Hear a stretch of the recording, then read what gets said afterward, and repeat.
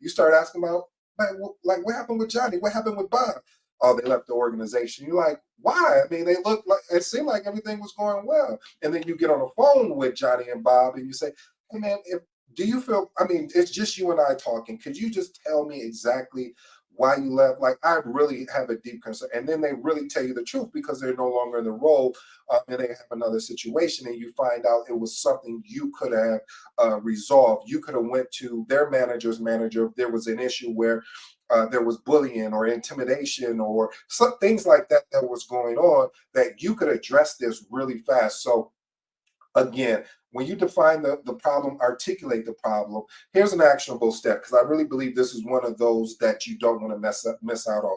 Gather the data and feedback from various sources such as project metrics, stakeholder complaints. Listen to what I just said. Project metrics, stakeholder complaints, and team members concerned to pinpoint the specific issue you want to address.